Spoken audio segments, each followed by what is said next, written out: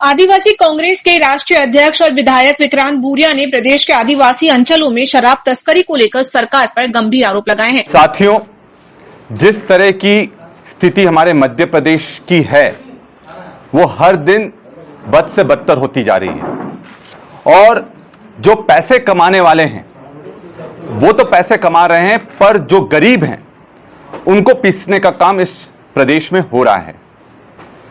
कहीं ना कहीं सरकार भी ऐसे लोगों का जो जनता का शोषण कर रहे हैं, जो गरीबों का शोषण कर रहे हैं, जो आदिवासी दलित पीड़ितों का शोषण कर रहे हैं, उनके साथ में पार्टनर बनकर काम कर रही है ये सरकार। साथियों, आज का जो पूरी प्रेस वार्ता है वो जिस तरह से मध्य प्रदेश में शराब का धंधा चल रहा है उससे पूरी की पूरी पीढ़ियां खराब होने का काम ये सरकार कर रही है। अभी कुछ दिन पहले जोबट में 1 करोड़ की शराब पकड़ी गई है। ये 1 हफ्ते पहले की मैं बात बता रहा हूं आपको। 1 हफ्ते पहले 1 करोड़ की शराब जोबट में पकड़ी जाती है, जहां एक तरफ सरकार कहती है कि हम धार्मिक स्थलों पर शराबबंदी करना चाह रहे हैं और शराबबंदी कर रहे हैं, और वहीं आदिवासी क्षेत्रों को पूरी तरह से शराब का अड्डा बनाने का काम यह सरकार कर रही है। और इसमें कितना बड़ा खेल चल रहा है यह मैं आपके सामने लाना चाहूंगा।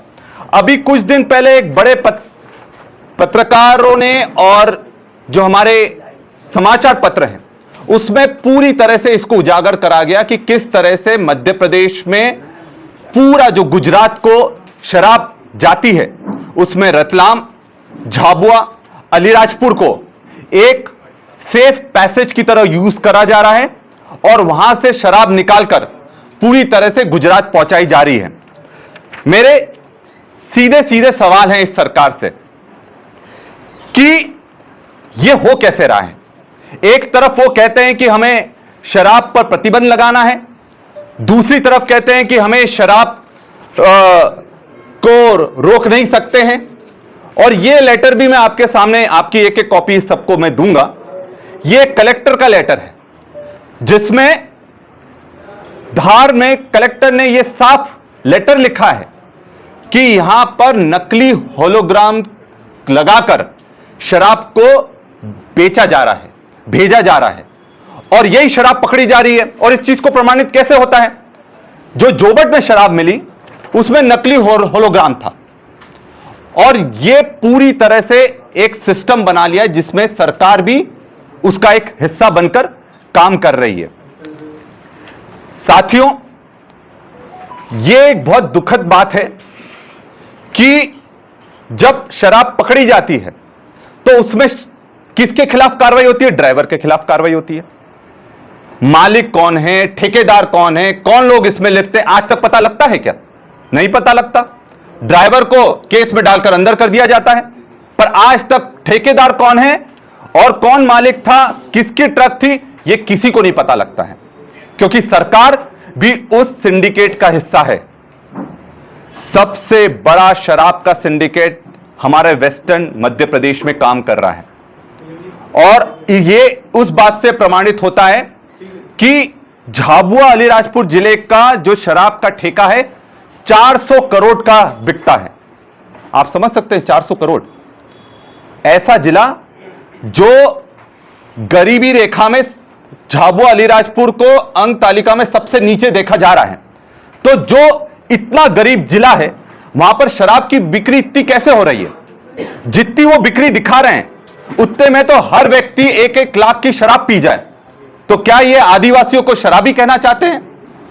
तो ये कहां का न्याय है कि आदिवासियों को शराब के नाम पर बदनाम करो और बड़ा बड़ा सिंडिकेट जिसका हिस्सा खुद सरकार है वो पूरा फायदा उसका उठा ले। आपको मैं बता दूं कि ये धार्मिक स्थल पर जो शराबबंदी का ये नाटक चल रहा है, असली में ये मुनाफे का खेल है। गुजरात में क्या हो रहा है? पहले टैक्स आपको सरकार को देना पड़ता था, अब वर्तमान भाजपा सरकार को टैक्स जाता है, तो सरकार भी इससे शराब भी वहां सस्ती मिल रही है और शराब की बिक्री धड़ल्ले से चल रही है।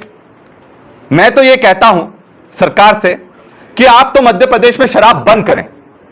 आदिवासी क्षेत्रों में सिर्फ महुए की शराब के अलावा, क्योंकि वो पारंपरिक रूप से हमारे पूजा पाठ में उपयोग होता है, उसके अलावा सब शराब को बंद होना चाहिए आदिवासी क्षेत्रों में।